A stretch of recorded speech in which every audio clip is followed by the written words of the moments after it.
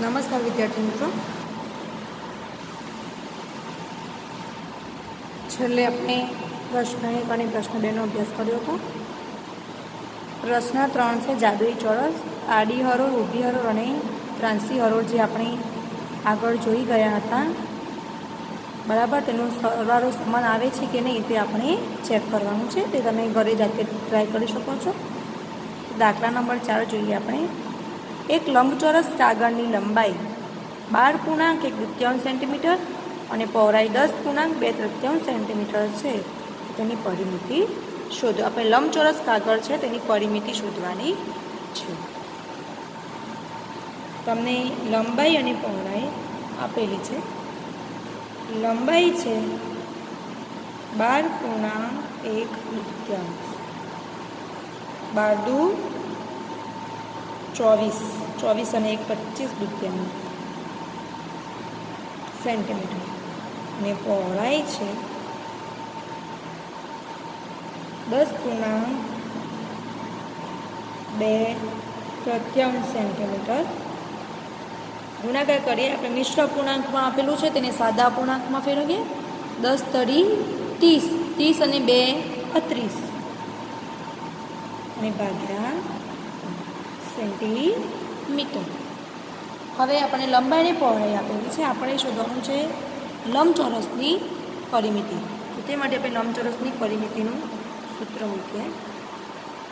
લંબચોરસ કાગળની પરિમિતિ બરાબર. હવે લંબચોરસની પરિમિતિનું સૂત્ર છે 2 લંબાઈ વત્તા પહોળાઈ. હવે આપણે જ્યાં સૂત્ર છે ત્યાં કિંમત મૂકી દઈએ.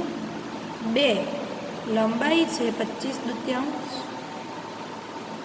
વત્તા પહોળાઈ છે 32/2.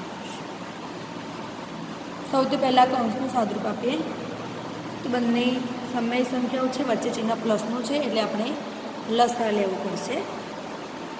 તો 2 અને 3નો લસા લઈએ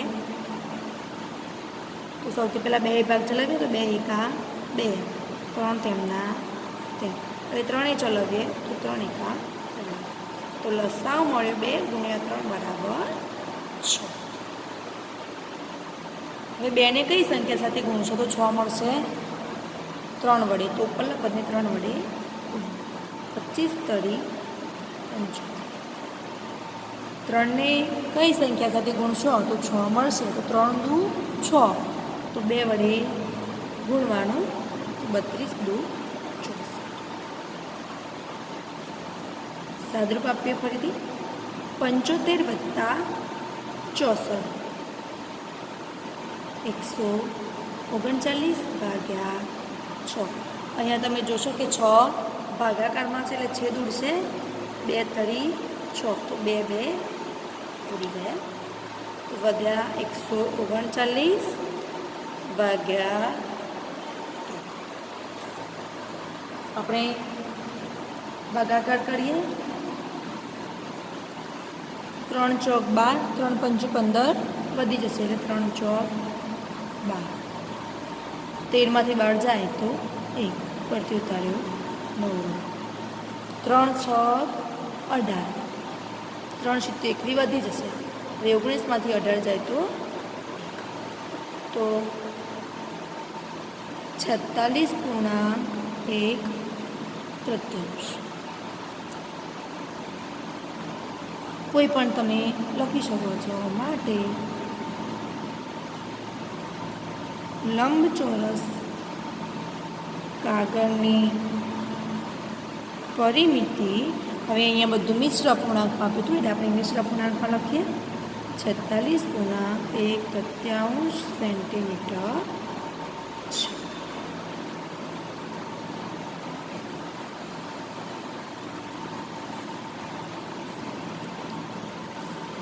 દાખલા નંબર 5 છે. તમને એક આકૃતિ આપી છે જે હું અહીંયા દોરું. ત્રિકોણ છે અને તેના નીચે લંબચોરસ છે.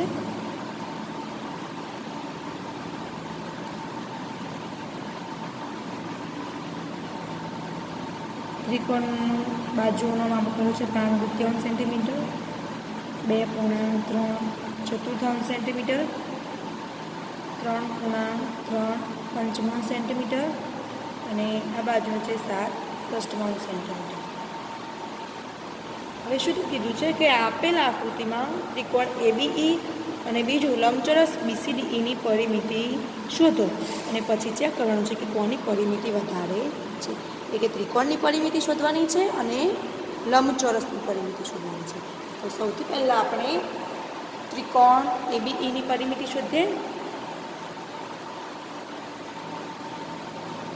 ત્રિકોણ ABEની પરિમિતિ બરાબર. હવે ત્રિકોણની પરિમિતિનું સૂત્ર 3 બાજુનો સરવાળો.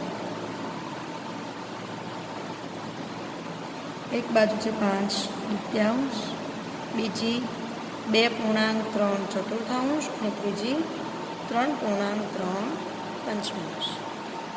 આપણે મિશ્ર પૂર્ણાંકમાંથી સાદા પૂર્ણાંકમાં ફેરવીએ. 5/2 વત્તા 4 × 8, 8 અને 3 11/4 વત્તા 5 × 15 અને 3 18/5. 2, 4 અને 5નો લસા લઈએ. 2 ભાગ ચલાવીએ તો 2 એકા 2, 2 દૂ 4 અને 5 ચાલશે. ફરીથી 2 1, 2 એકા 2 અને 5. 5 ચલાવીએ તો 1 1 અને 5 એકા 5. તો લસા કેટલો મળશે? 2 દૂ 4 5 20. અહીંયા લસા મળ્યો 20. સાદરૂપ આપીએ. 2ને કઈ સંખ્યા વડે ગુણશો તો 20 આવશે? 10. 2 દાન 20. તો ઉપરના પદને 10 વડે ગુણીએ તો 10 5 50. 4ને કઈ સંખ્યા સાથે ગુણશો તો 20 આવશે? તો 4 5 20. તો ઉપરના પદને 5 વડે ગુણવાનું એટલે કે 11 5 55. 5ને કઈ સંખ્યા સાથે ગુણશો તો 20 આવશે? તો 5 ચોક 20 એટલે 4 વડે. બરાબર. હવે 18ને 4 વડે ગુણ્યા 18 ચોક 72. 3નો સરવાળો કરીએ 50 55 અને 72.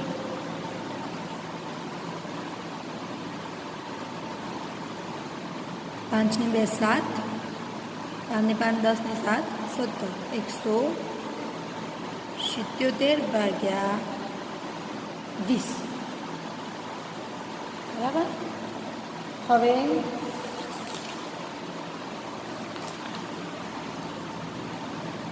લંબચોરસની પરિમિતિ શોધવાની હતી. આપણે 177/20 છે તેને હજુ મિશ્ર અપૂર્ણાંકમાં ફેરવવું હોય તો ફેરવી શકાય.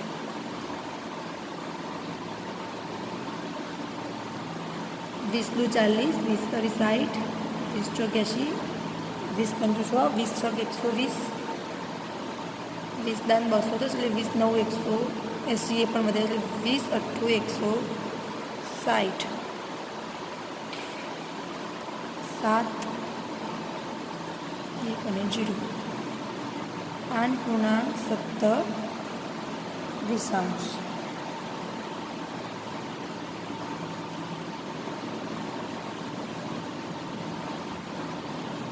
સેન્ટીમીટર.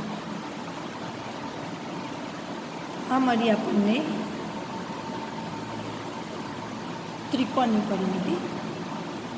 હવે આપણે શોધીએ લંબચોરસની પરિમિતિ.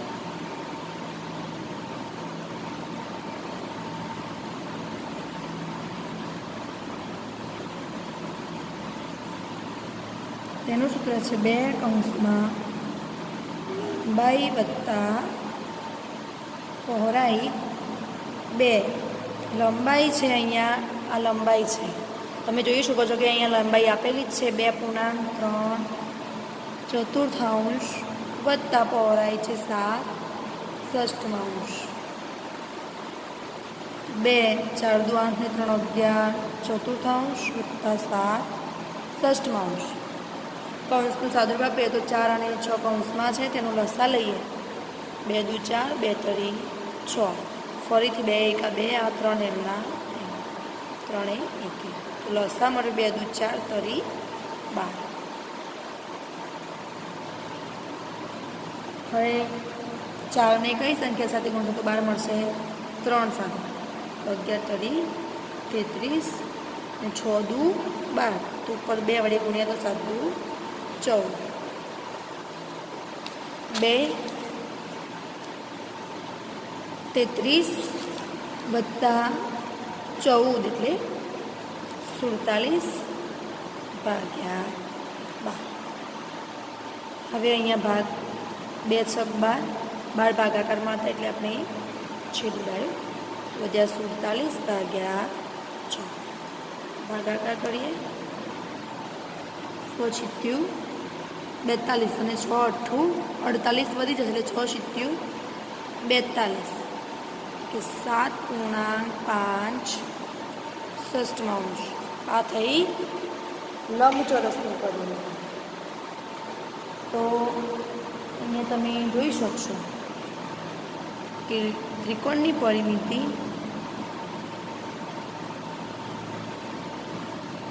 કેટલી હતી?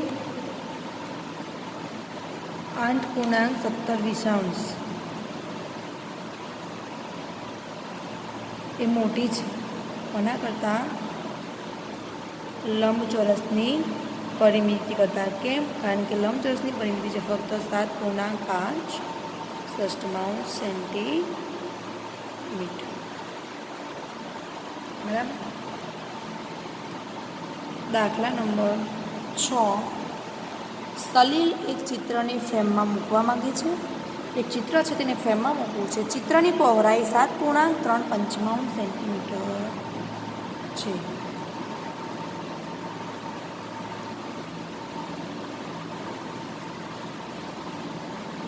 એ કેટલી થશે? 5 × 35 અને 3 38 સેન્ટીમીટર. ફ્રેમમાં વ્યવસ્થિત લગાવવા માટે ચિત્રની પહોળાઈ 7.3 સેન્ટીમીટરથી વધુ ન હોવી જોઈએ. જો ફ્રેમમાં વધારે સારી રીતે લગાવવું હોય તો આનાથી વધારે હોવી જોઈએ નહીં. તો ચિત્રને કેટલું કાપવું પડશે? બરાબર. તો કેટલી ન હોવી જોઈએ?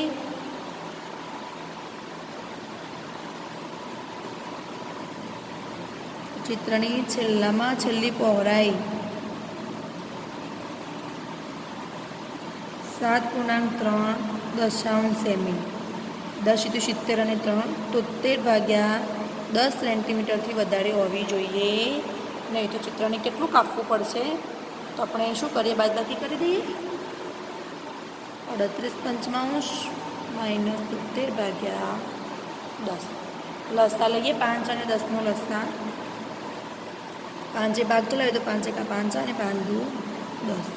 2 ચલાવે તો 2 એકા 2. તો લસા મળે 5 દુ 10. 5ને કઈ સંખ્યા સાથે ગુણશો? 10 મળશે 2 વડી. તો 38 ગુણ્યા 2 76 -10ને કઈ સંખ્યા સાથે ગુણશો તો 10 મળશે 1 સાથે. 1 વડીને 73 એકા 73. 76માંથી 73 જાય તો 3 ભાગ્યા 10. ચિત્રને કેટલું કાપવું જોઈએ? 3.0 સેન્ટીમીટર ચિત્ર કાપવું પડશે.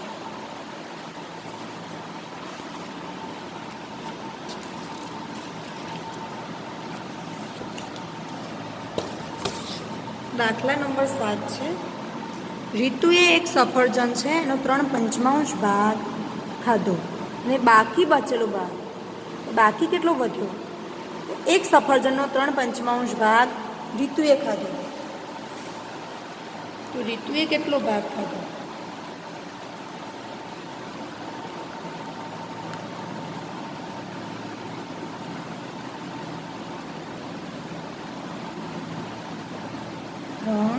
પંચમાંશ. બરાબર. હવે એક બાકી કેટલો ભાગ વધ્યો? બાકી બચેલ ભાગ તેના ભાઈ સોમીએ ખાધો. બરાબર. હવે એક સફરજન હતું તેનો 3/5 ભાગ રીતુ ખાઈ ગઈ.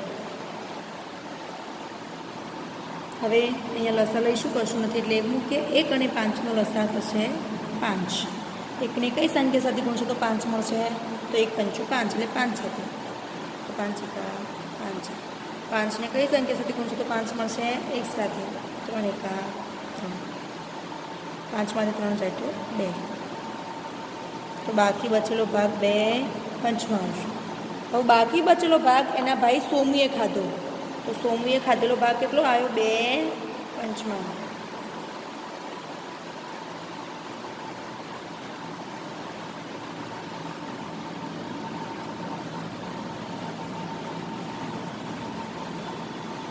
કોનો ભાગ વધારે હતો?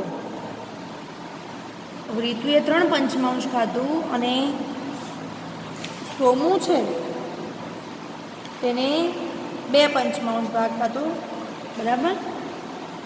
તો 3/5 મોટા છે કોના કરતાં? 2/5 કરતાં, બરાબર. તો કોને વધારે ભાગ ખાધો? રીતુએ. માટે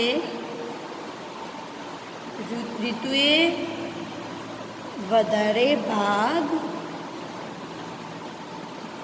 ખાધો. કેટલો વધારે હતો? તો રીતુએ ખાધેલો ભાગ હતો તેમાંથી સોમુએ ખાધેલો ભાગ આપણે બાદ કરી દઈએ તો રીતુએ કેટલો ભાગ વધારે ખાધો તે આપણને મળશે.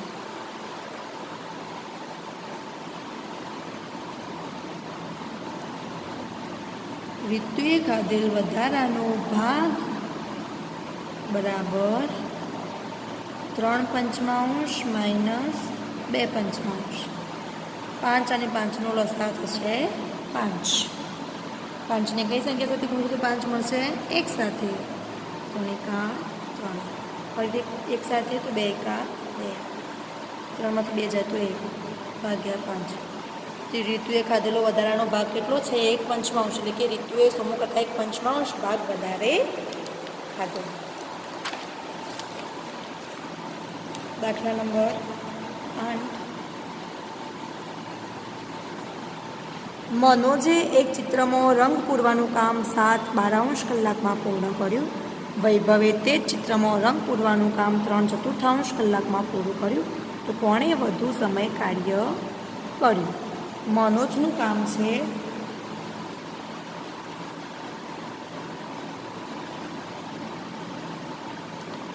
7/12 કલાક અને વૈભવ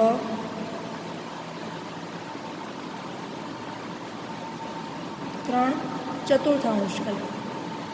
હવે આ 7/12 છે અને આનો 3/4 છે. હવે તમારા છેદ સરખા હોય તો તમને ખબર પડે કે કોણે વધારે કાર્ય કર્યું, પણ બંનેના છેદ કેવા છે? અલગ અલગ. સૌથી પહેલાં છેદ સરખા કરીએ તો 12ને 1 સાથે ગુણીએ અને 4ને 3 સાથે ગુણીએ.